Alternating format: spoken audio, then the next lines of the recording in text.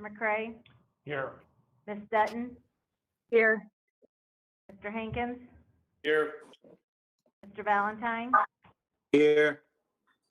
Mr. Minner, Here. Mr. Parkinson, Here. Ms. Navasich,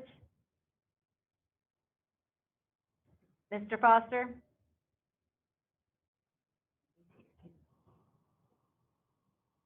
Here, I'm sorry. Mr. Petrillo, Ms. Glasper, Mr. Goggin, Here. Mr. Guy, Here. Ms. Harris, Here. Mr. Jones, Here. Ms. Dalton, Here. Mr. Chicano. Very good. We have a quorum. As I did in the interest of time in the last meeting, I basically had Kim Thomas send each of you by email the public comments. We're doing things a little bit differently in the Board of Health, and I would like to invite Dr. Lauren Hughes to come here and just introduce for a little 3 to 4 minutes, give a little medical perspective. Be right back.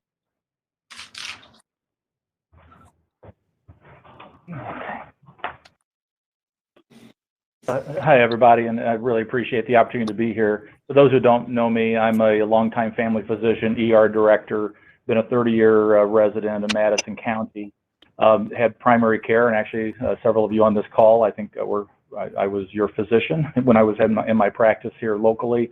And then I also spent the last 9 years as a physician executive with one of the large Catholic health systems that covers this area as well. So I was involved very deeply with the implementation of the COVID response for most of Central Illinois, working with a lot of the other physician leaders that we had in Central Illinois. Then we brought it down here, met with all the physician leaders of our local hospitals. Most of all of our systems were represented on the meetings that I was involved in, as well as those in St. Louis. So our general approach that we've had to COVID has been, much of that's been involved with meetings and committees that I've been part of. So now that I've just recently left the company, and so I'm in a kind of a semi-retired spot right now, but really thought I could help out with this, and Kurt had reached out to me and asked if I could help give some medical advice. So what I just wanted to do is kind of look at this from a family physician and just sort of a health point of view, and also look at it from somebody who's worked with a large corporation in healthcare in terms of how we do things. So let's just start at the beginning, and let's just reset things, because I think things have really changed a lot. This is something we've never experienced before, and we are really dealing with new territory every day. So as we found out at the beginning of this several months ago, this virus came out of nowhere, and it is a killer. I mean, we know that. It's taken a lot of lives around the world. It's taken a lot of lives in our own country. And that's the nature of these viruses, these infectious processes. They do take lives, and they are things that they survive because of the fact that they can infiltrate people, and they can spread from person to person with fair ease. So that's one thing that really had us mobilized initially, and so we were projecting, millions of deaths. I heard 1 million, and I even heard as high as 2.1 million, which was the highest I've ever heard. Now I think we're thinking it may somewhere come down around maybe 75 to 100,000 deaths, or actually 100,000 deaths, or maybe even a little bit more. But again, that's what frightened everybody. The nonstop news media really had it going, and I think at that point in time, we were just really looking at what in the world do we do. So we talked about flattening the curve, and that's the term that I think we're getting tired of now. But basically, we just did not want to overwhelm our healthcare system to the point where we were having patients die for lack of healthcare availability. So because of that, we started putting all of the stay-at-home orders, all of the masking, the quarantining. We started the whole public health department approach to how we dealt with COVID, and we tried to flatten the curve. The thing that most of us don't think about anymore is the fact that the curve had an area. There was a certain amount of area under a curve. By pushing down on that curve, we certainly flattened it, but all we did was extend the duration of the curve further out, almost to an infinity point. And so you would expect that we did not eliminate the curve. We only pressed it down and tried to suppress the curve so we would not overwhelm our ability to care for people that were needing intensive care services primarily. So because of that, this virus sort of has it doesn't have an end date. We can't tell you for sure when this thing is going to end. What we can tell you, the only way it's going to end is it's going to end if we put every single person in the world for quarantine for 14 to 21 days until the last speck of virus in the world goes away, because even one location that this virus lives in can spread it back to the rest of the world. We also have to wait until we get a vaccine that's 100% effective or nearly so, and we get a vast majority of Americans to take that vaccine and develop immunity, which eventually, when you get to around 60% of the U.S. population that's immune, now you have herd immunity, or you develop herd immunity by just natural spread of the disease among our population. And at some point, we will get 60% of our population immune to this vaccine or to this virus. And then when you have more people that are immune than are susceptible, you'll start to see droppage of cases. The severity of the cases, you're still going to have that bell curve where you're going to have the elderly at high risk and you're going to have the others younger. So again, the whole concept here is that we're in a mode now where it seems like we sort of think that every death we have is a huge loss and there should not be deaths. But again, at the beginning of this, we expected a certain number of deaths to occur. And so what we've done is learned a lot about how we can mitigate the spread of the disease, but that still doesn't necessarily mean that you're going to have a total fewer deaths at the end than you did at the beginning, until we get herd immunity, a cure of some sort, or we have everyone quarantined so this thing extinguishes on its own. And so that's why you're hearing all of this talk now about, is it going to come back? Things like that. And those are the areas we just don't know about. But it's sort of a long, ongoing infection that's sort of a parallel line, not a dropping line, because as soon as you open things back up a bit, you will expect to see an increased case number, because we have the same number of people sitting in their homes that do not have immunity. Once they go outside, get exposed, they have a chance of getting it. So we need to take advantage, again, if you all decide that you want to open the county back up, as many places are doing, my advice would just be, let's just take the best things we've learned from around the country and put those in place. We do know that social distancing works. We know that PPE, masking and personal hygiene helps. We know wiping down surfaces and keeping areas as possible work. And those are the biggies. We do know that. We also know that finding out who has the disease with testing, tracking those people down for all their contacts, and also going to the hot spots that develop and having the ability to do that through our health department, which we are blessed to have such an incredible health department here in Madison County compared to many of the counties in the state and nation. We do have a lot of talented people here, so we do have a good area. So the decision will be yours as to whether or not you're ready to open things up. And if we do, I do think we have mitigation plans, or we can put those in place. I've looked at a lot of them, and there's an excellent one out right now called Back to Business that's been put together by some legislative congressmen from Illinois and Springfield here in the southern part of the state that really go almost job by job and sort of business by business on what mitigation plans could be on how to limit the spread of this infection if we do open things back up and do it in a stepwise approach. The other thing I would just comment is nothing that you would decide to do is written in stone. This is a very volatile, fluctuating process, and I think that watching data and assessing the situation as you go and making adjustments on the fly, that's just the nature of business. All of you do that every day, or all of our people who run businesses adjust. So that's where I would just like to say is that whatever decision you all make, I do think we have ways we can help and do it, but it's going to take a lot of collaboration between the health department along with the businesses and the people in our communities, following guidelines and doing the right thing. We can't always control that. I was an ER guy for a long time, and I saw a lot of stupid human tricks take place. I did that a lot. But again, we can set up rules and regulations to try to make that as safe as possible. So with that, I will leave it to your decision. And I know you were all voted in because people trust you, and I think this is one of those moments where it's going to come to bear. Thanks.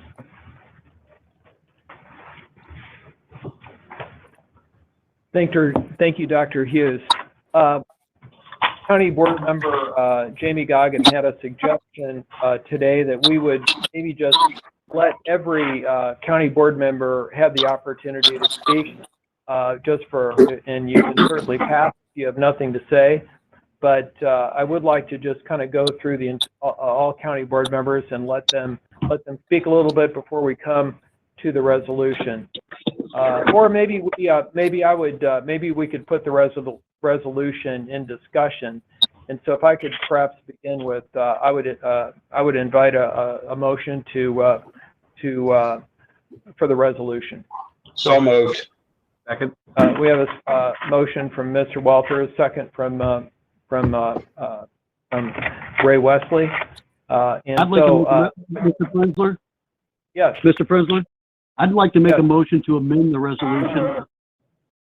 well, before we do that, I'd like to hear from all the county board members and give everyone an opportunity to speak tonight, beginning with Ms. I would still like to, I would like my motion entertained. I would like to make a motion to amend the resolution to ask the state's attorney to seek a I'd like to lawsuit on first go behalf ahead of. and give everyone an opportunity to speak before we go I'm there. allowed to make a motion, sir. You sure I'm are. allowed to make a And then- motion. You sure are. I'm allowed to Well, make a let's- motion. I second I'd like to make it now. I'd like to make a motion. I want to make a motion that we amend this resolution to ask the state's attorney to file a lawsuit on behalf of the businesses in the Madison County area and the citizens of Madison County to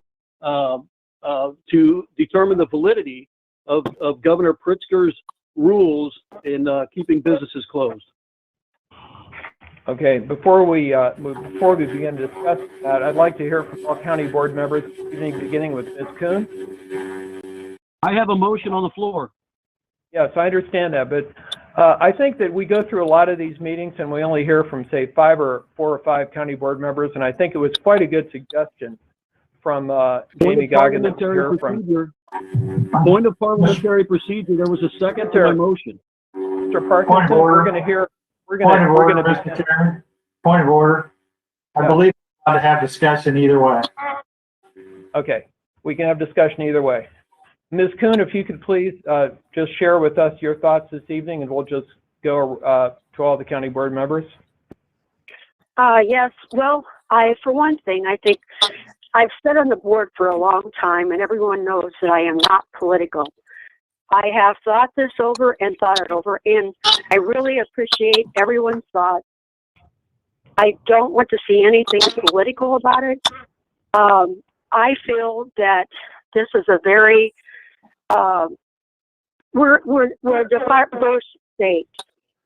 Where I live, it doesn't make sense to me that you have businesses that are huge, that are getting oodles of people in their facility, and you have a small business that is not allowed to open. Now, I'm totally concerned about the businesses, but the way this is set up, you're having people congregate in larger groups, and it doesn't make sense to me. And this is supposed to, the people are actually, they're the employee, they are the ones, they are the boss. The legislators are not the boss. We're supposed to be there to help the people out. And I'm very, very concerned about the people. I really appreciated the doctor. He made a lot of sense. He really made a lot of sense. I think we just have to consider, I understand this is it's scary, but Southern Illinois is totally different than up north. It's totally different. Very good. Very good. Thank you, Ms. Kuhn. Mr. Don Moore, County Board Member Moore. Mr. Chairman, thank you, and thank you very much, Dr. Hughes, for your comments kicking this off. Just a general comment, probably like most of us think, this is sort of a no-brainer for me. I wholeheartely support the spirit and intent of this resolution to lift the stay-at-home order and get businesses open that, as long as they do it in a responsible fashion, which reading public comments that were submitted to us, overwhelmingly, they feel like they're ready to take this on and open in a responsible fashion and still keep in mind the health and safety of every person that would come into and be associated with their businesses. A couple comments specific about the resolution. I think there's probably going to be some opportunity for some revisions to this. I'll just make a couple brief comments that whenever we do that at some point. I'm assuming that whenever you speak of businesses and churches to reopen, you're including all different types of businesses. And I just want to make sure, like summer camps and sport leagues, or I don't know if they need to be specifically identified, things like that should be definitely included in what we talk about as far as opening businesses. On the second page, number 2 is the top of my second page, and there's a therefore be it resolved. It talks about the business, church, or other entity may reopen once they've submitted a notice and plan to be to the Board of Health. I don't know if that was really meant to be put there, because it sounds like all we're saying is you submit your plan and go ahead and open. But I don't think that's what we have in mind. I believe. Actually, that what I did have in mind. But again, this is I put this out there as a draft for everyone to comment on. But that's indeed what I did have in mind. So. Okay, and I would just add that if you want to keep that there, fine. But I was thinking of removing that and putting it in place. Once notice of reopening is received by the health department, the submitter will be notified within, I suggest 10 working days of the board's decision. I think it's important we put ourselves on the hook to get back to the business as soon as possible, because they're going to be waiting with bated breath of the decision to open or not. So I would like to put a little pressure on us by having us get back to them within a reasonable amount of time. That's my Thank you. Mr. Phil Chapman.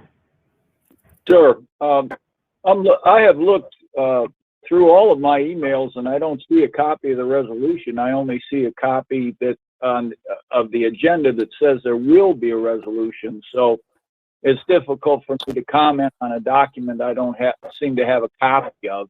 I'm sure that must be. Oh, wait a minute here. It came out at 11:16 a.m. Wait a minute. That's it. There's no 24, 48-hour rule on these things. We can just do them. I guess we can just do it today. I would like to read this and have you come back to me, Mr. Chairman. Very good. Very good, Mr. Chapman. Mr. Michael. Thank you, Mr. Chairman. Yeah, I mean, my comment is pretty much in line with everybody else's. I'm very disappointed in the plan the governor put forward. I don't really see it as a plan to reopen at all. It's more of a plan to extend his current order.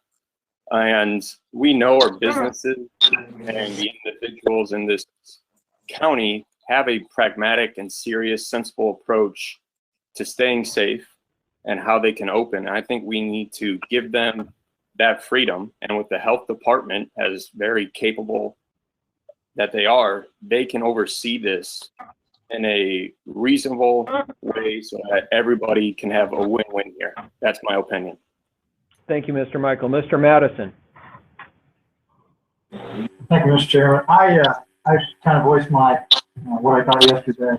I believe that we need to get open as soon as possible. I realize that nobody's going to think that the resolution is perfect. Honestly, don't know that we need a resolution, because the law is the law in Illinois. I think it's very, very clear what the law says, and it's being violated. Resolution basically sends a message to the residents of Madison County that your reopening is not it, and that you can do that. I think it's hard for the health department. They'll have to take case by case situations and go and meet witnesses are reported and do testing to see if the business can remain open or not. I just think we're going to have to play this smart. Do what we have to do it when it arises. I agree with the doctor that we're basically delaying the inevitable. We're not going to stop the virus. It's going to stop when it stops. We can be smart. We can be open. Right now, we're devastating the economy and individuals. And it's honestly, it's not just state law that's just violence. People are being deprived of their life, liberty, and property in many instances.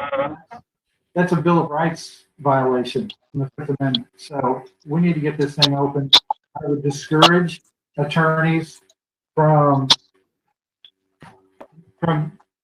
workman's comp lawsuits and trying to get COVID-19 amendments in workman's comp.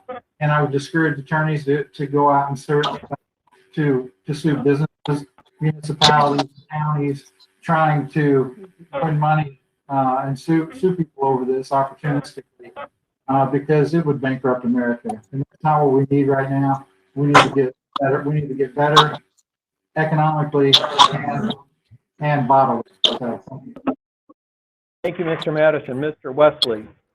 Yes, thank you, Mr. Chairman.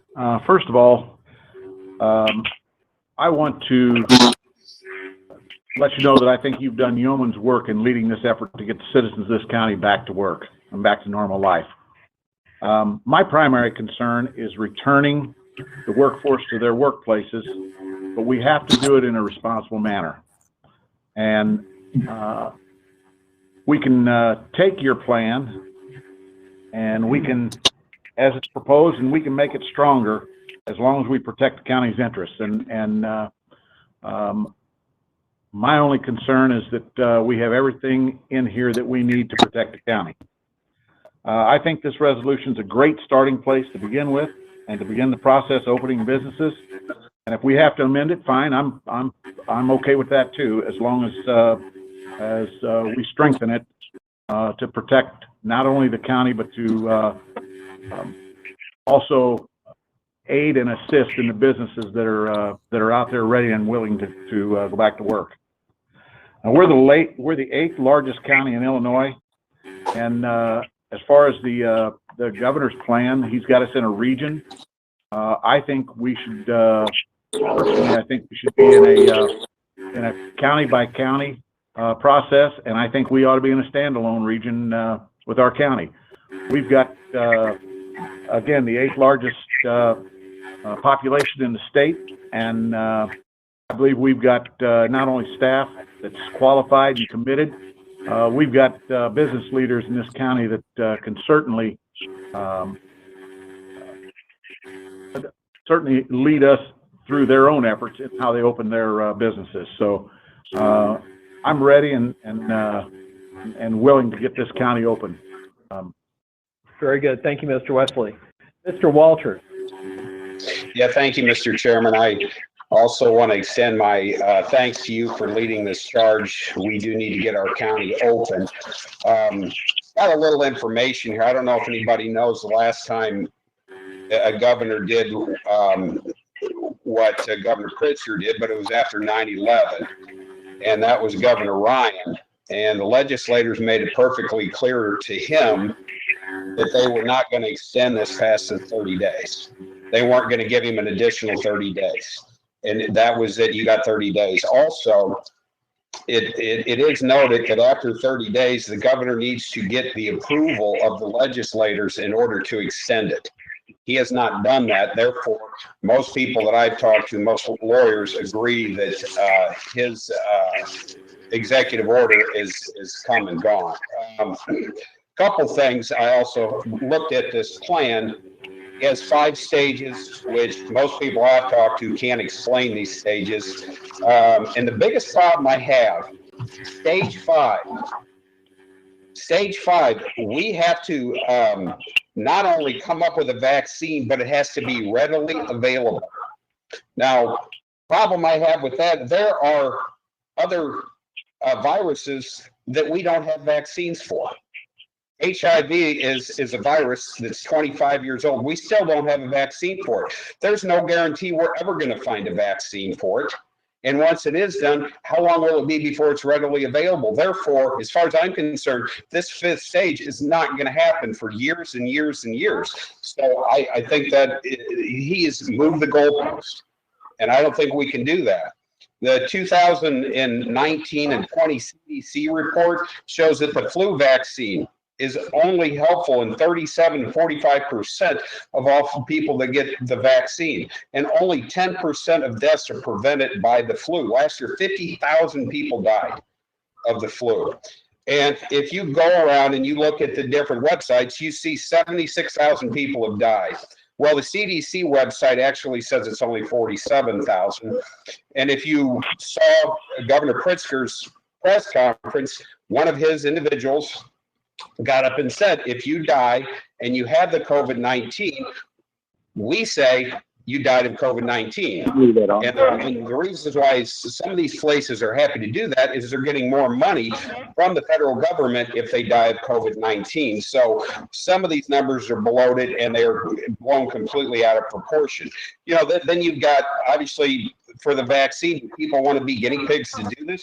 What about kids? Kids aren't really that affected by it. So do you think there's a lot of parents out there that aren't going to want their kids to be an additional vaccine shot into them, and they don't really think that it needs to be done? So, you know, I think we need to get it open. And to the people that want to keep it closed, I understand your view. But here's the great thing about this country. If you want to stay home, stay home. If you don't want to go get your hair cut, don't. But what we're doing is we're allowing people, not only businesses, to get on with their business, but people to get on with their lives. Do we want more deaths? No. We have to do this properly, and I think, Mr. Chairman, you started it in a great manner. As for Mr. Parkinson wanting to have the state's attorney file a lawsuit, I say after we get this county opened up, go ahead and file the lawsuit. But I want to get the county opened up. I don't want to wait around for answers on a lawsuit that could take months to get done. So Thank you, Mr. again, Walter. Mr. Chairman, Yes, there are quite a few folks that have open mics, and we're getting some feedback. Rob, what do you think about that? We'll mute them if it comes. Okay, very good. Back up, but Let's go. Very good. Thank you. Rob's watching it. Rob Henke here. County Board Member Holliday.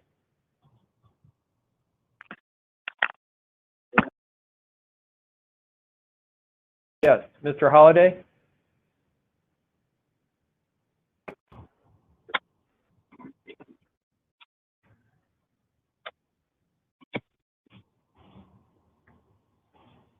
Mr. Holliday? Can you hear me? Yes, we can. Yes, we can. I am in favor of businesses opening up in Madison County, but under auspices of what the governor and the Illinois Department of Public Health have put forth. One thing is, I would not like for the people that have taxes be jeopardized when they reopen. You know, there's stipulations that we have to follow, and I am not against the governor's positions that he has put forth. I think they're in compliance with what we need to do to look out for the health of the citizens of Madison County as well as Illinois. And also, you know, we may jeopardize getting money from IDPH if we do not follow their rules. So it's important that we open, but we reopen in a way that is not a hazard to the people of Madison County and Illinois. Thank you, Mr. Holliday. Mr. Dodd?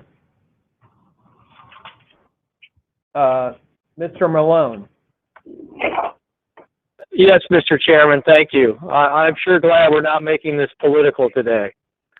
I would like to yield my time so we can hear the opinion of State's Attorney Tom Gibbons on this resolution. That's what I'd like to hear. Well, I spoke to you this morning about that, and I asked you if we had any input on it. The reason we're doing this is kind of just survey all the county board members. We'll certainly give Mr. Gibbons time to speak a little later, but the purpose of what we're doing here is just to give every county board member an opportunity to weigh in. Okay, I got you, but I'm sure everybody's going to say they support opening the businesses. I do too, but I just want to make sure we're doing it the right way. So very good, thank you. Mr. Gray. Thank you, Mr. Chairman. Yeah, I'm in support of businesses opening. I think we need to do it in a responsible manner. I think everybody has all their hearts in the right places, and we need to look out not only for the businesses, but the citizens and their health, as well as the rights that each and all of us as Americans share. So I'll keep my comments short this evening. Thank you, Mr. Gray. Mr. Pollard. Yeah, I'll keep mine short too, Mr. Chairman. Thank you. I obviously think we need to get the county open again. And I truly believe that most all businesses want to do it safely and responsibly. So leave it up to the people if they want to go out. As Mike said, if they don't, you're going to get people that aren't going to go out there, not going to feel safe. That's fine. You're going to have some people that are going to kind of get their feet wet, see what's going on out there, and you're going to have other people that are just going to go balls to the wall, and that's fine. That's what it's all about. But at the end of the day, we got to make sure they do it safely and responsibly. And I think every business owner I've talked to wants to do just that. So that's all I got to say. Thank you, Mr. Pollard. Mr. King. I'm always for business, but you got to be responsible. And that's all I've got to say. Very good. Mr. McCray. Yeah, can you all hear me? No. Oh, well, No. Can you guys hear me? maybe scoot up over here a little closer. Maybe I can move over to the raise.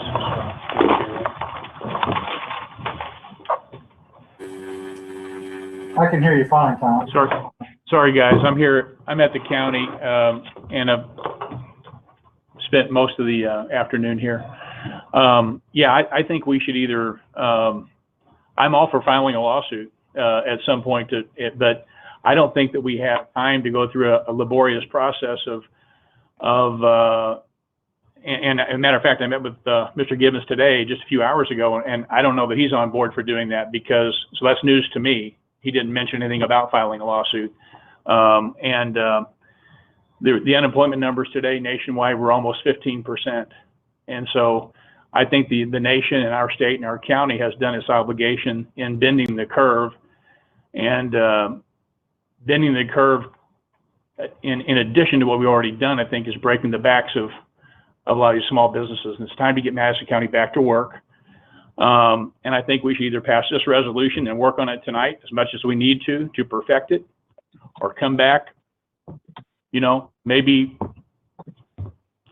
over the weekend or whatever we need to do to let business owners know that there's a path forward.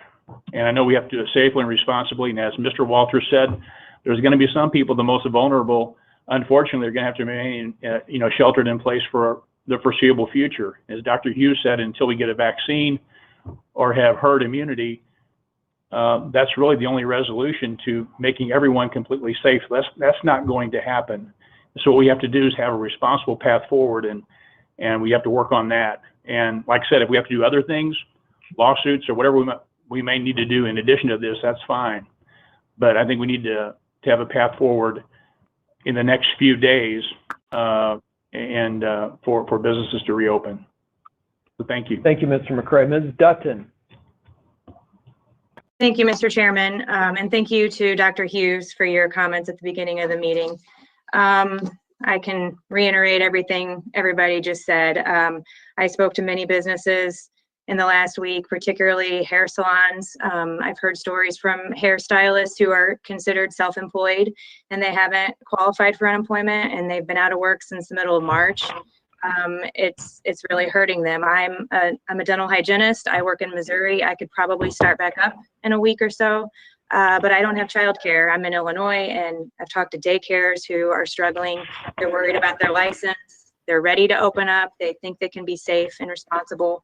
I've heard from sports leagues, the Swivel League in particular. They are working with area coaches to come up with plans on how they can have practices and games safely this summer. They're ready. Their kids they all want to get back and playing again, obviously in a responsible way. And I just feel like we can give people the right and the trust that they will act responsibly. Those who are vulnerable should still stay home if they feel they need to. Businesses who want to open should reopen. If you don't want to open, don't reopen. I think it's that time that we put it into their hands to make those decisions. And obviously, I know we have to do it in a legal and responsible way as well. I've looked at the resolution. I do have a few minor problems with it. I don't think it's anything we can't work out. If we work together on this, there's just a couple points, and I'll save those for when we talk about the resolution. But I think the spirit of it is all intact and appropriate. I think everybody's heart and minds are in the right place. I'm convinced that most everyone in this meeting feels the same way. And as long as we don't play politics with it and we act appropriately, I think we can get a lot of work done today. Thank you. Mr. Hankins. Thank you, Chairman. I also support opening up Madison County businesses as soon as it's safe, responsible. I've heard some good things. I like what Don Moore said about putting a time frame on. I think this has just been rushed a little bit. I'd like to hear from the state's attorney. He's involved in this as far as he's got responsibilities. I'd like to hear from Tony Corona. There's responsibilities on their department. What I'd really like to see is for Chairman Prenzler to appoint a couple from each side, work on it this weekend, whatever, and get these bugs worked out, take the suggestions and get a good resolution. We can vote on it one time, pass, and everybody can support it. That's all I have, Chairman. Thank you, Mr. Hankins. Mr. Valentine. I'm in agreement with opening everything, but I kind of want to echo everyone else that's talked already, is that we have to be responsible. It has to be safe, and we just have to use good judgment. We just can't openly just go out and open the doors and think that it's back to normal. I really just want us to, as a board, to be rational. And I kind of agree with Chris in that we should maybe have two from each party meet and along with Kurt and discuss it and work out the resolution. And then we come back maybe on Monday and vote on this. But I just think that we shouldn't rush it. We really should work out the bugs that we need to work out in the resolution and make a strong vote, and all of us be in favor and not be party related. That's all. Thank you, Mr. Valentine. I want to say that I've been working on this and focused on nothing else hour by hour over the past couple of weeks. And indeed, I just sent it out to the county board at 11 o'clock today, which was just 4 hours ago. So I appreciate that you really haven't seen it that long. I do appreciate that. Mr. Minner. Yes, I'm well aware of the suffering that's going on in this county, both physical and financially. I'm very concerned with the businesses that may not even be able to open up. Some of them will probably have to go out of business. So I'm definitely wanting to open the businesses up as soon as we can responsibly. I have a problem with the resolution and the fact that I checked my emails at 10 o'clock this morning, and I came back at 2 o'clock and I saw this, and I've read it, but I haven't really read it through and studied it. So I think that I'm going to have trouble with this resolution until I can study it for a while. Thank you. Thank you, Mr. Minner. Mr. Parkinson. Yes, thank you. I too am in favor of getting businesses back open. No city is probably more effective in Madison County than we are. Could somebody close their mic, please? You know, my concern with this, the way it's written, is, and I strongly want everybody to realize, I want to do this. I want this to work. I want to work together to get this passed, to get our businesses back open and people to work safely for the workers and for the customers. But I do have some concerns over businesses who, based on our vote today, will defy the governor's orders and may lose their business license from the state of Illinois and possibly have sanctions that may end up causing us to get into litigation over that. I agree with Mick Madison in the fact that there is some legalities here that are in question as to whether the governor has the right to do this. And that's why I am calling for the state's attorney to have a quick filing of a lawsuit to sue on behalf of our county, the state, to get this resolved once and for all. If you guys really want to do some meaningful legislation today, it would be to file a lawsuit and get the court to rule that this is unconstitutional, and that would forever end this argument and get this open. I do have to advise you that this vote today, to me, it imposes civil disobedience, and due to my oath of office as in my other occupation, I will not be able to vote on this issue today, as it would violate my oath of that office. And I do encourage all of us to work together. I think Chris is right. We need to put some more time in this quickly and get this resolved once and for all. But I do think a lawsuit filed today would be in the best interest of resolving this forever. And I implore you to vote with me to have this lawsuit filed on behalf of the businesses that will rectify this once and for all and would be meaningful legislation today. Thank you, guys. Thank you, Mr. Foster. Thank you, Mr. Chairman, and thank you for bringing us all together and taking the lead on getting Madison County back open. Recently, I've spent a lot of time over in the state of Missouri, which just opened up last weekend. As usual, you have a lot of people abiding by what's required, and you're always going to have the few that aren't going to comply with no matter what we do.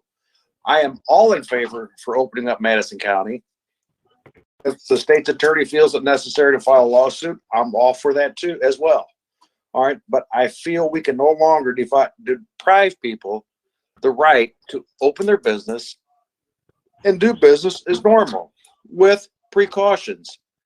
I, fortunately, am considered an essential company. All my vendors have taken the necessary precautions to make sure people can visit their stores, get what they need in a safe and timely manner. Is it inconvenient? Yes, there's going to be a lot of inconveniences over the next 6 to 8 months. But I think we should open Madison County as soon as we possibly can. And that's about all I have to say. Thank you, Mr. Foster. Mr. Petrillo.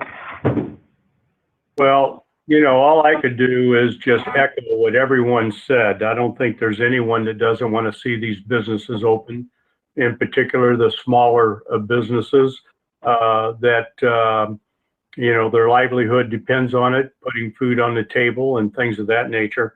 But at the same time, I think also that with this resolution that we're going to draft that we haven't had much time to read, we don't have an opinion of our state's attorney on it. And we do know that there's laws on the books. With that being said, I kind of look at the incident that we saw in Texas with the young lady that opened up the salon. And of course, in my opinion, that judge made a horrible decision.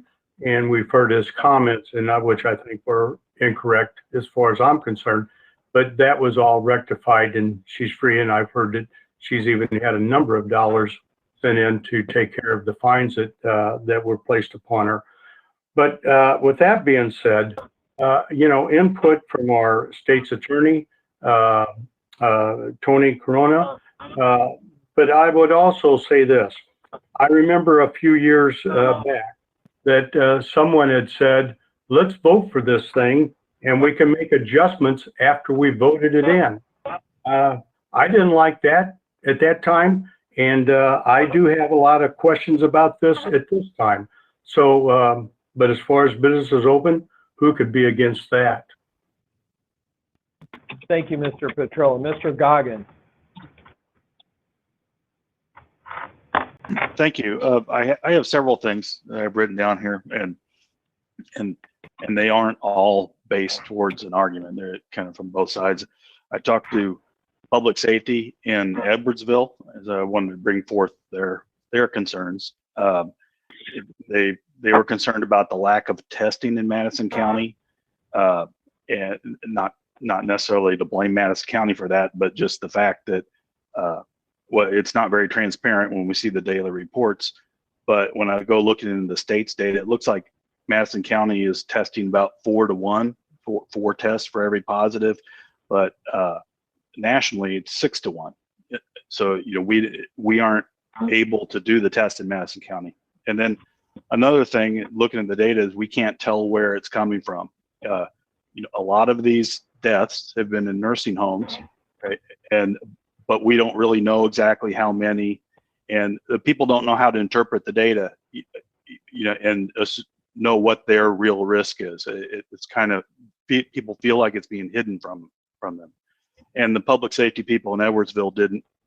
They had 8 people die in one nursing home and didn't even know that was going on. The firemen in Edwardsville didn't know they had an outbreak in the nursing home. So. And they're worried about liability. If we open things up, they're going to have people exposed, and they're worried about their employees and the city being on the hook for that. So those are the concerns that I wanted to bring. On the other side of all that, okay, I have a lot of physicians, and my friends and family are physicians and healthcare professionals. I personally talked to 3 physicians, a nurse, and a pharmacist, and they all tell me that this is a bad flu, and it is overblown what society has done. Shutting down society is just completely overblown to the risk to the public, and to force our country into a Great Depression is out of control for the risk to the average citizen. You know, if we keep this shutdown going, there's going to be bankruptcies. People are going to lose their homes, going to have mental health issues, drug and alcohol issues, suicides. It's just going to be devastating. So there's more at risk than just people that are going to die from the illness itself. Okay? Then on to Pritzker's plan. It's a joke. It's a joke. It's an insult to the downstate. There's no end to the timeline. We're in phase 2 to get to phase 3, to where we open up small businesses. It could go on indefinitely. It could go on a year just to get to the next phase. And it's unreasonable. Our governor does not hear the cries of Southern Illinois. Okay? And I don't know a way to get his attention than through this vote. He's not listening to letters. You've seen the videos where he laughs at Southern Illinois when people ask about opening businesses in Southern Illinois. He laughs at us. So I don't know how else to get his attention. And as for Mr. Parkinson's amendment, I would like to see it. I would like to see a lawsuit. I would like to see it as a separate resolution. Mike introduced an amendment, but he can't even vote on this, he tells us. So I think it should be a separate resolution. And thank you for your time. Thank you, Mr. Goggin. Mr. Guy. Let's take it off mute here. Can you hear me? Yes. Yes. You know, we in Madison County, we identify ourselves more in the St. Louis region. You know, I see in the papers, St. Louis is talking about reopening May 18th. Our issues are vastly different than the city of Chicago. The same guidelines for Chicago shouldn't be the same for Madison County. I don't like the fact that big box stores can remain open, but not our small businesses. It's ridiculous. A family of 5 can't enjoy boating together. It's forcing parents to choose between choose one person, one child in their family to enjoy an afternoon on the Mississippi River, enjoy a lake in our state. I care about the individuals unemployed right now, care about the businesses which are closed because the state forced them to shut down. You know, they want to support their families. They want the government to stay out of their lives. I think our residents are looking for someone to fight for them. When we do open, I'd like our health department to consider a plan for contact tracing and increased availability for testing. I think this resolution does send a message to our governor that we want to take a regional approach to reopening, and we disagree with his plan. His plan really does not plan on opening us up anytime soon. So I do think we need to move towards that.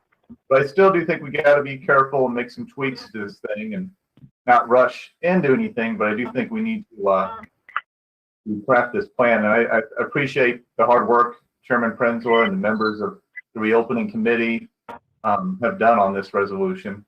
It's important to note the health of everyone in Madison County is not taken lightly, which I see in Section 3. It states that the health department shall evaluate the plan submitted and conduct an investigation if necessary. So that's good seeing that in there. I am concerned for businesses. If we do vote and reopen businesses in the county, I caution them to, I'm just concerned about the retaliation from the state if they lose their liquor license or barber license or salon or their insurance liability too. I'm concerned about that. But I'm glad we're having this discussion to reopen the state. Like I said, I think we're different, Madison County, than the city of Chicago. We identify ourselves with the St. Louis region. And I could go on, but that's what I got to say for now. Thank you, Mr. Guy. Ms. Harris.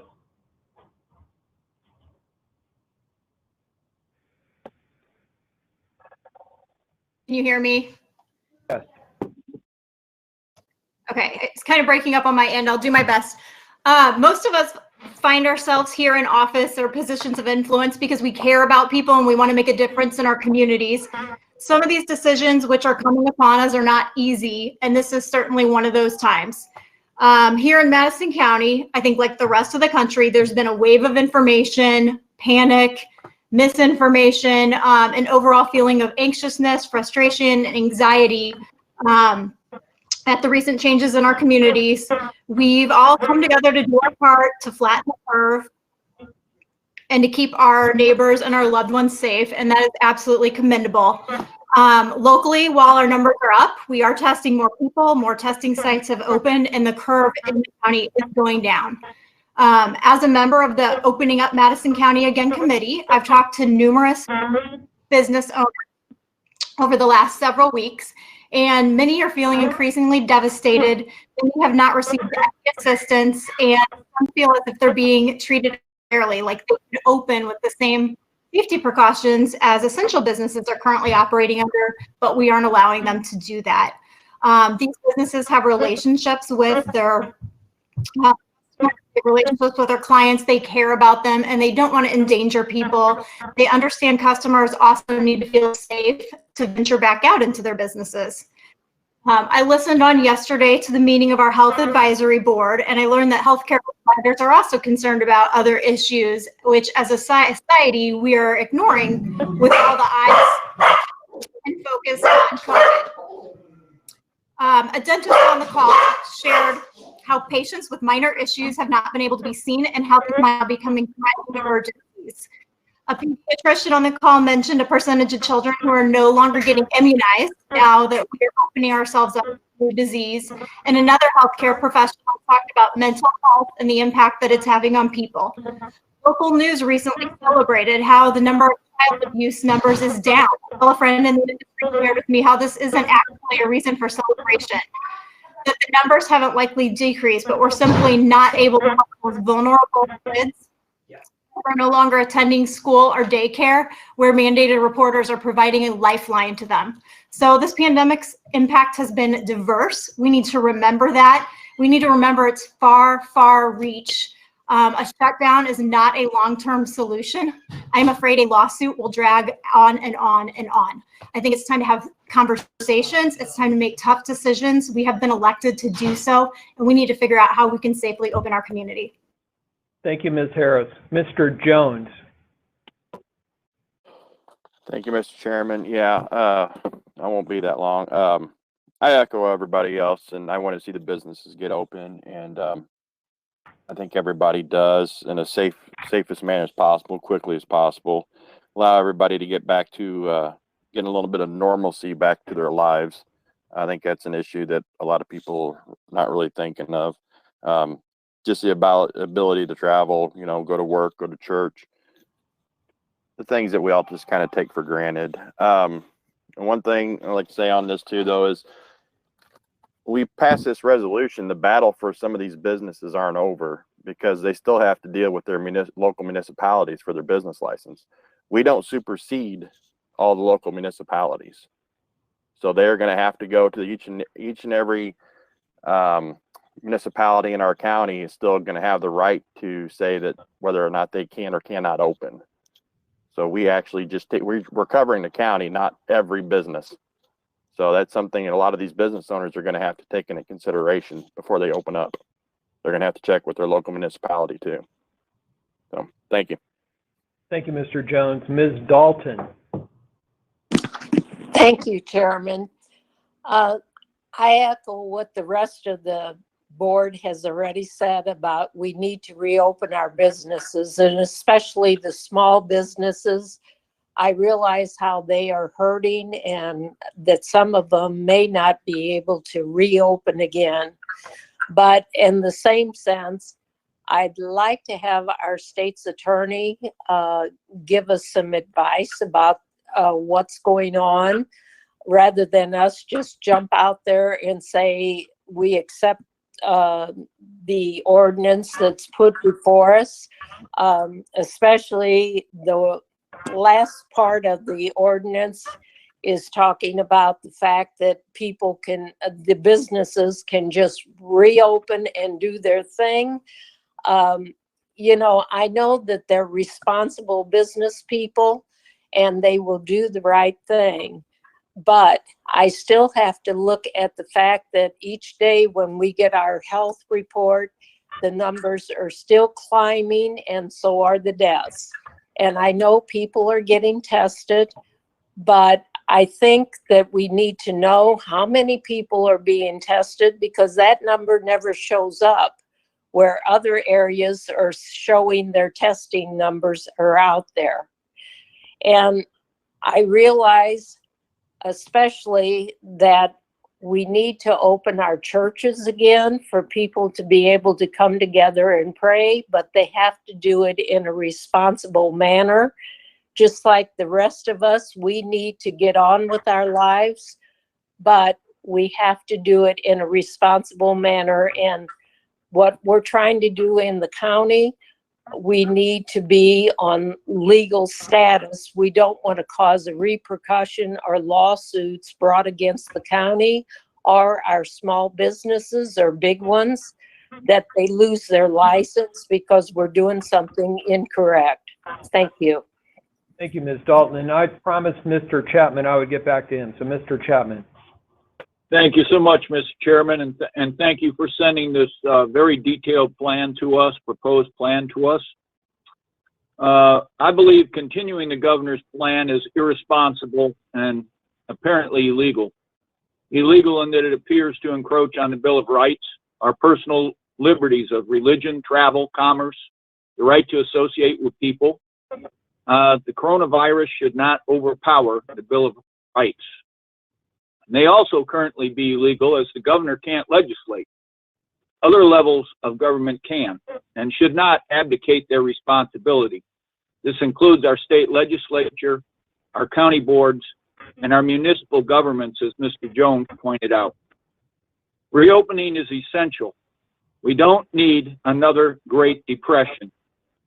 Other states have reopened successfully. Entire nations such as Israel have reopened, and Sweden never closed down. Unlike the U.S. Congress, we should not pass something we haven't read or given sufficient time to. Therefore, I agree with Mr. McCray and others who say that this proposed resolution needs to be fine-tuned. But this should not be an excuse to go on it forever and ever.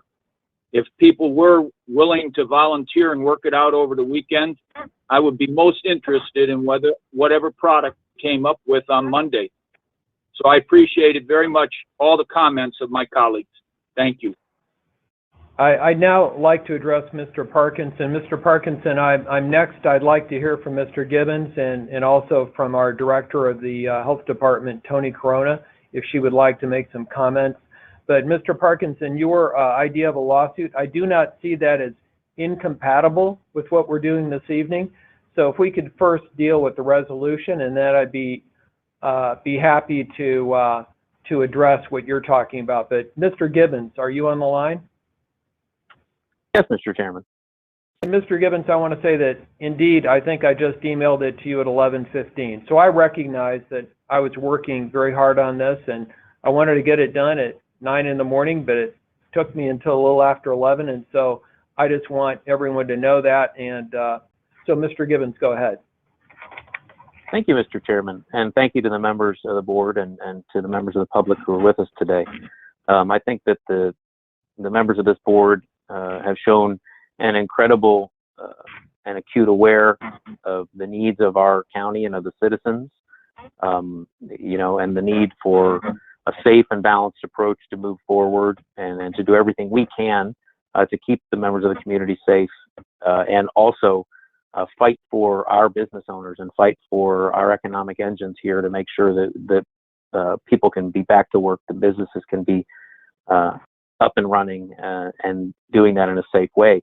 I had a great meeting this afternoon with a couple members of the board and discussed what I think are some things that we can start working on to improve what's in here, to take this as a blueprint and move forward. And I volunteered my entire weekend to forego my honeydew list this weekend and instead work on this very important resolution, and try to find a way to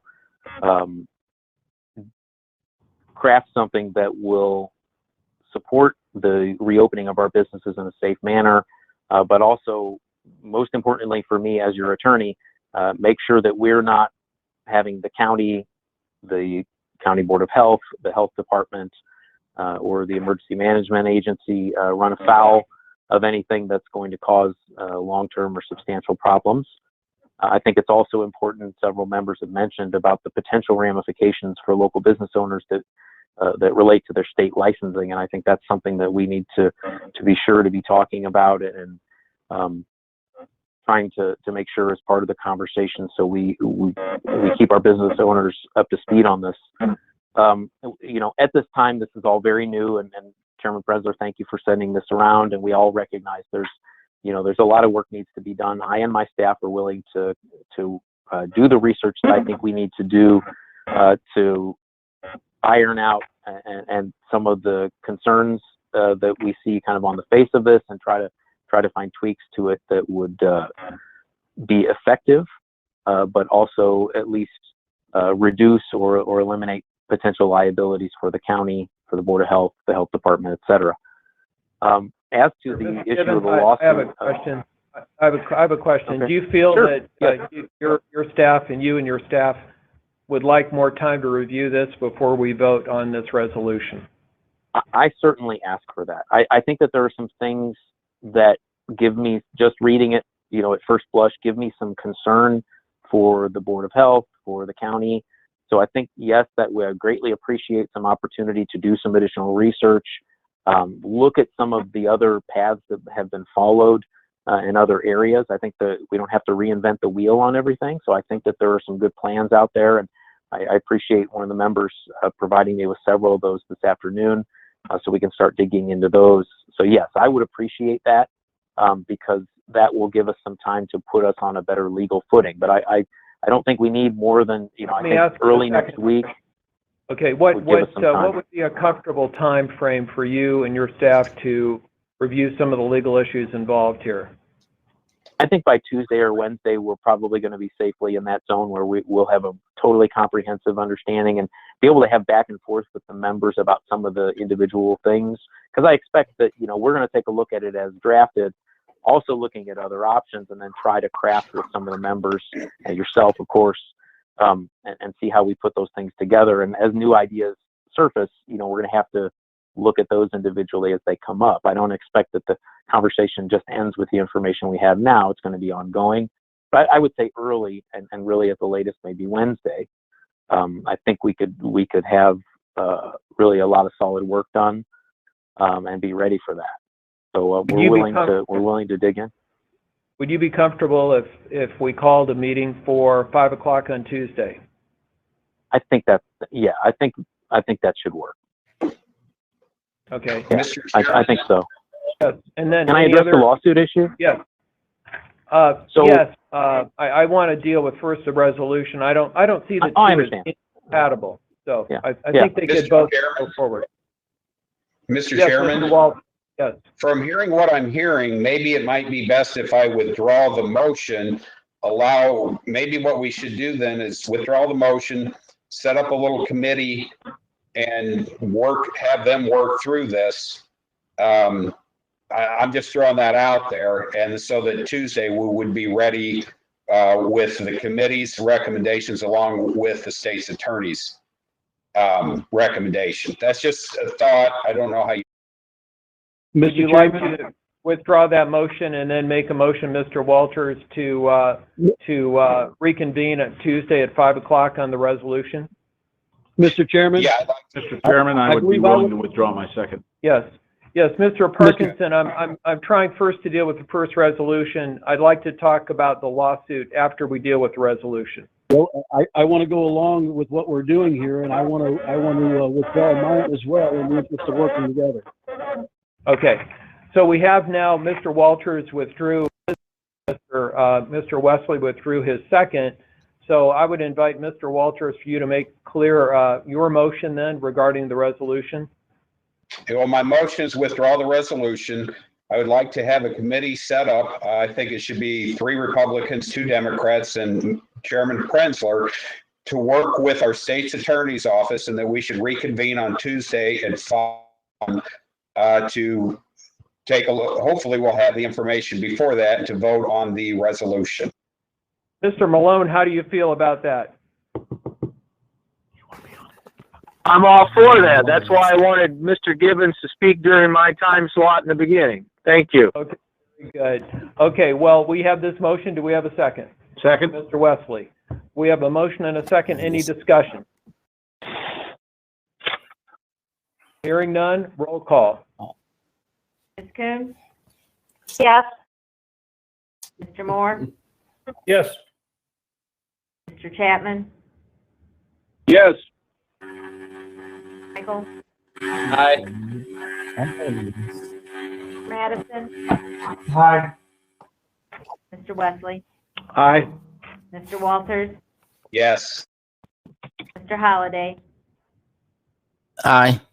Mr. Malone? Aye. Mr. Gray? Yes. Mr. Pollard? Yes. Mr. King? Yes. McCray? Yes. Ms. Dutton? Yes. Mr. Hankins? Yes. Mr. Valentine? Yes. Mr. Minner? Yes. Mr. Parkinson? Yes. Mr. Foster? Yes. Mr. Petrillo? Yes.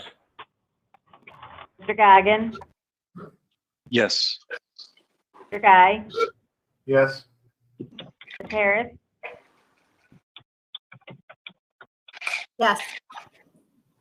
Mr. Jones? Yes. Dalton? Yes. 25. Thank you. I did promise an opportunity for our Health Department Director, Ms. Toni Corona, if she would like to speak. Ms. Corona, are you on the line? I am, Mr. Chairman. Thank you. And I appreciate the opportunity to speak. I'm going to reserve, I had some other comments that I was going to say, but I'm going to reserve those comments.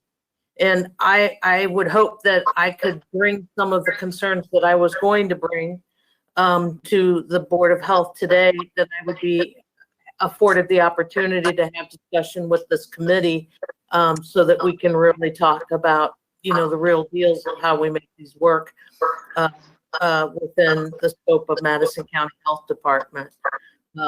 I've never not followed the guidance and the directives of Illinois Department of Public Health in all of my 30 years. And so there are certainly some questions that I have associated with how we would actually go about reopening the county outside of the scope of what's been handed to us across the state. But what I'd like to do is just take a few moments, because some of you, this is really the first opportunity I've had as director of the health department to talk to all of you regarding what our response has been thus far. I appreciate some of the comments that some of you have made. It does not fall on deaf ears that you continually request to have additional data and information, and I want you to know that we work diligently to provide you what we can provide you so that you too have an operating. The first positive case of COVID was reported in a Madison County resident on March 17th, 2020. I remember well because it was the very first death that was reported in the state of Illinois. You know, and mitigation measures were implemented then, as the doctor had spoken earlier about, you know, trying to slow the spread of the community, et cetera, flatten the curve, et cetera. I won't, you know, go into that anymore with you.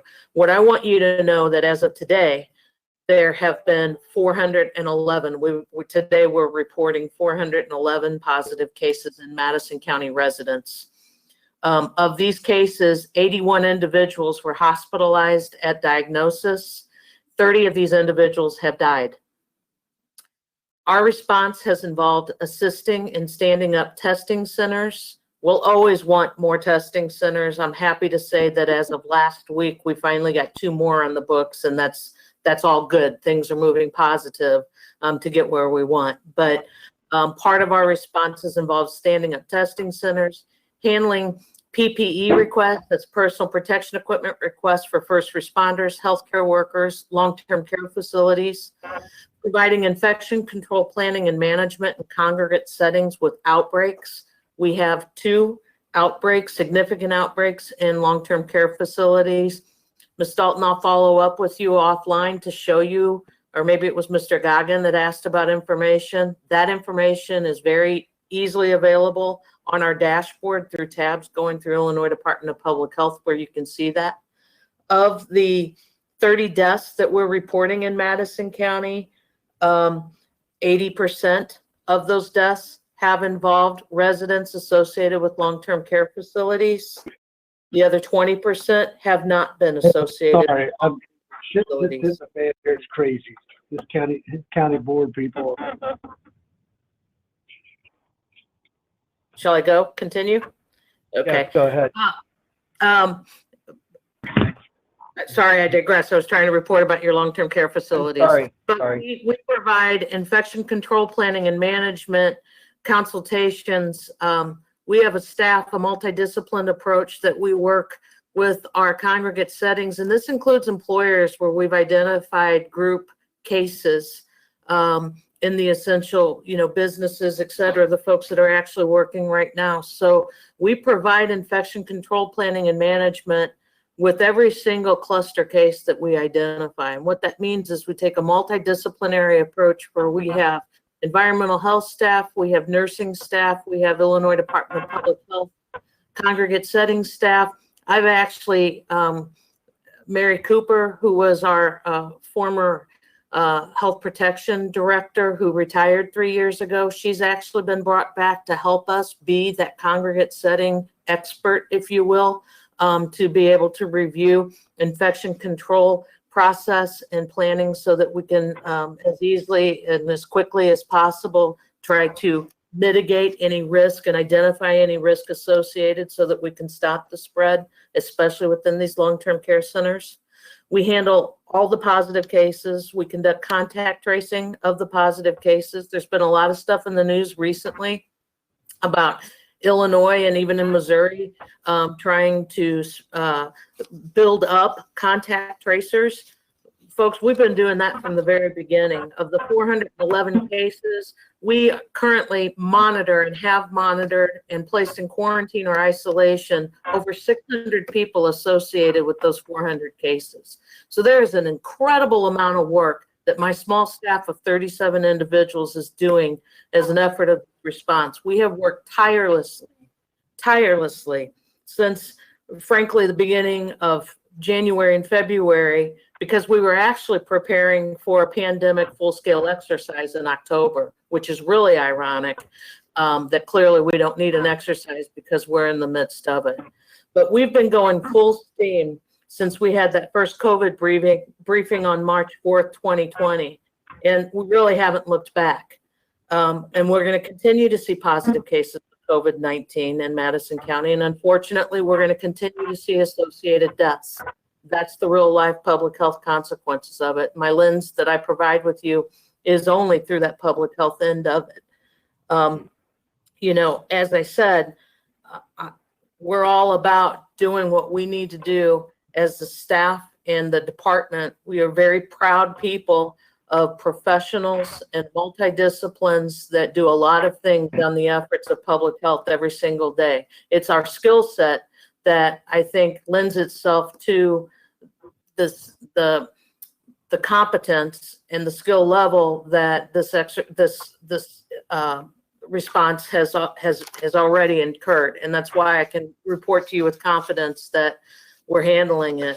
The increased work that the resolution potentially implies on the health department's part, bring it on. But I'm going to tell you, hear me loud, we're maxed. We're holding on by our fingernails right this second. And there'll be a lot of consequences, intended and unintended, certainly, as we continue on in this response. But that's probably my greatest pause on how we look at being everything that you want us to be in this lens. and continuing to do the response that we have to do.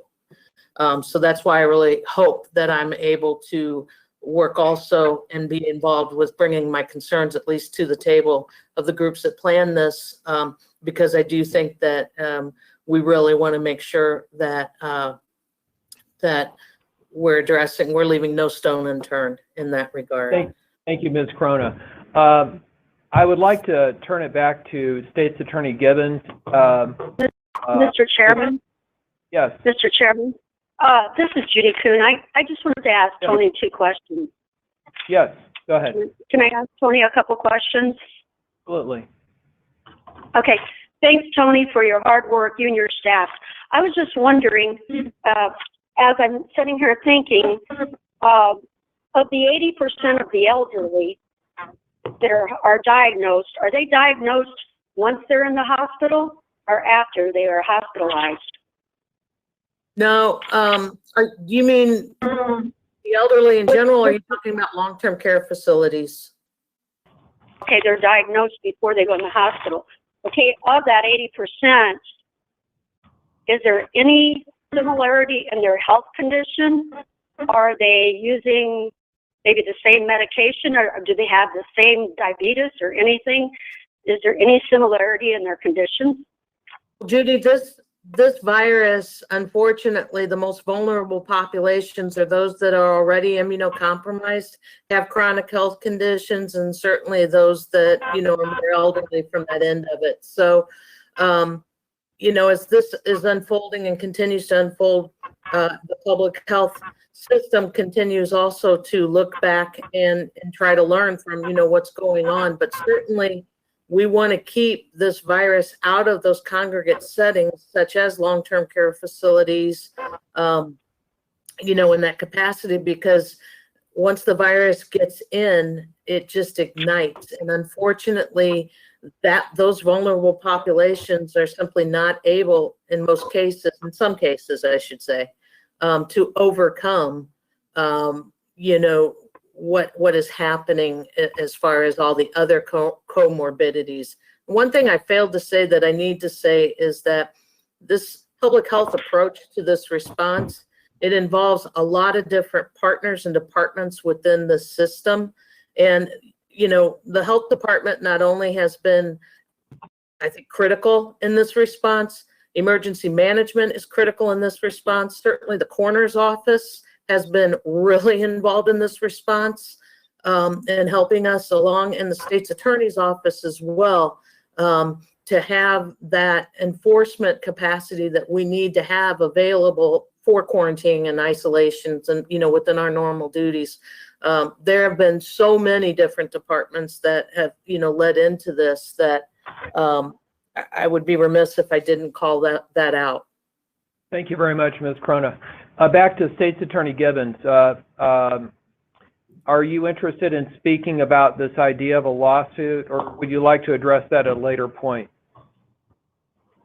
Thank you, Mr. Chairman. Really, what I was going to say was that, over the last 2 days, since this has been brought to our attention, this, moving this issue forward, we've had a lot of ideas come to us. And, what I promised everyone who's brought ideas to me is, we will research these in due time.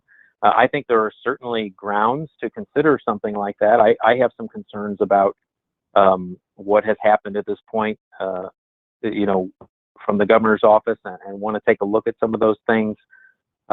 So, like many of the other good ideas that are coming out, it's one that we will definitely explore.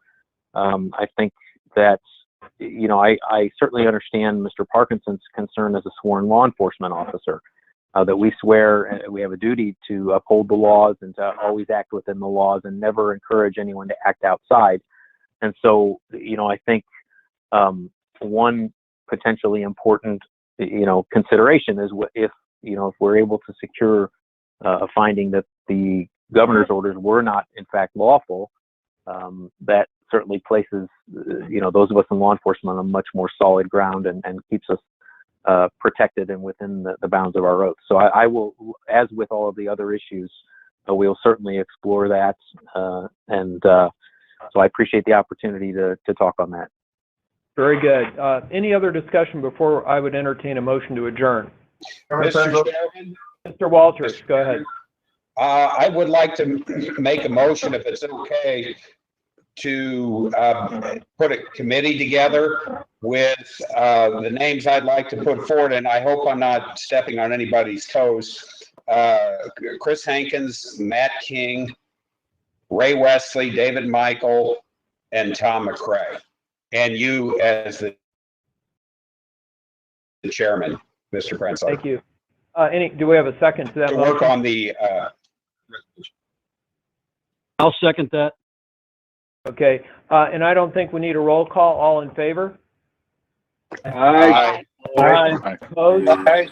Very good. Would anyone like to speak before I would entertain a motion to adjourn? Mr. Chairman, Don Moore.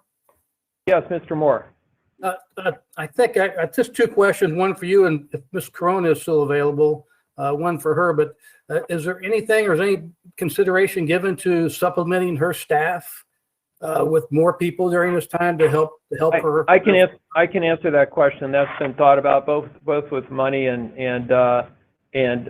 employees at the county that possibly, but we've thought about it, but not in great detail.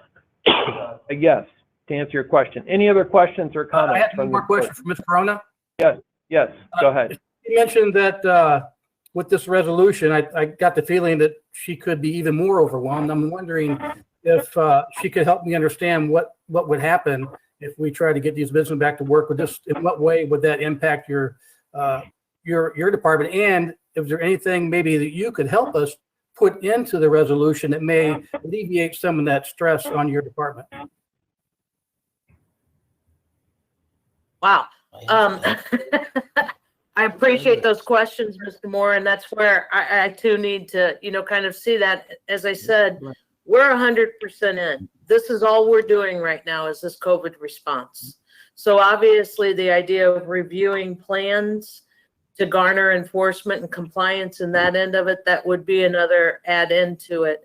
In addition, the potential exists that there could be more testing and positive results for a period of time that, it no longer becomes manageable outside of, the group we have. So there's a lot of different potentials there. We have a couple different plans, from that end of it. I just need to, kind of think about that. I have to think about all Very of those good. things. Thank you, Ms. Corona. Any other comments before I would entertain a motion to adjourn? Yes. Mr. Guy. I have one. I see Mr. Goggin. I see Mr. Madison. Mr. Guy first. Go ahead. For Tony, Ms. Corona, the question, and I'm sorry if you already answered this. On our county website, well, first, thank you for these updates we're getting each day online and email. I see on the state website, it shows 2455 tested. Do we have on our county, do you have a total for how many people we've tested in the county? So we're actually working on that right now, Mr. Guy. That is such a moving target because we don't have all lab reports reported to us. They're only required to report to us positive labs. So we don't necessarily know how many tests were performed at this particular lab or this particular hospital or anything like that. And trying to get a handle on that to be able to provide something that we can confidently say is real, because I know that you all want a denominator. You're trying to figure out your positivity rate by yourself. I know exactly why everybody's asking for this. We have yet to identify the best way to gather that information and get it to you. You got to trust me that we're trying to figure out how we can make that, at this point, that number that you drill into from Illinois Department of Public Health site, that's the easiest way. But it's clunky, I know that. And very good. Very good. Thank you, Ms. Corona. Any other questions, Mr. Guy, or comments? No. Mr. Chairman? Yes, I got two others. Yes, Mr. Madison, and then Mr. Guy. This is for Tony. Tony, I want to thank you like everybody else. We all appreciate you guys. I know a couple of weeks ago you were happy to have all the data from Illinois that you would like to have. But I was curious to find out if you'd been able to find out of the active 411 cases that are of the 411 cases we have showing right now. Can you give us a guess of how many you think might be active, or do you have that data? Well, the figure that we give you recovered on that website, I think today we reported like 111. Let me just pull it up real quick and see. I believe it was 121 recovered. What that means is of those 411 cases, we know of at least 121 of them that are no longer under isolation with us. It doesn't necessarily mean they've recovered and, are back to 100% or anything like that. We use that term meaning that we are no longer monitoring. Right. Very good. I just Thank you, wondered Ms. if you had a handle on how many active cases might be going on at one time. Thank you. Thank you. Thanks. Mr. Goggin, do you have any comments or questions? Oh, I just want to thank you for running the meeting the way you did, just going through each district. I thought that was nice, instead of having a free for all. So I appreciate it. Thank you. Mr. McCray, would you like to say something? Yeah, Mr. Chairman, I was just going to ask if we may, to expand that committee. I know Erica Harris has put in a lot of time on this already. I would like to add her to the committee. And if it's okay with the board, if I could be flexible in terms of the committee. Yeah, and Chrissy Dutton as well. Let me finish, if I may. Chrissy Dutton as well. Chrissy's a healthcare professional that I think has good insight as well. And I'm happy to serve on it, but I think that they're, if I needed to be removed, that's okay with me. I'm happy to serve, but I think those two have valuable insight that I'd like to see added.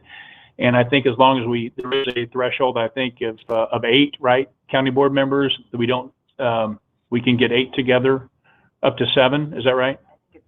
7. Okay.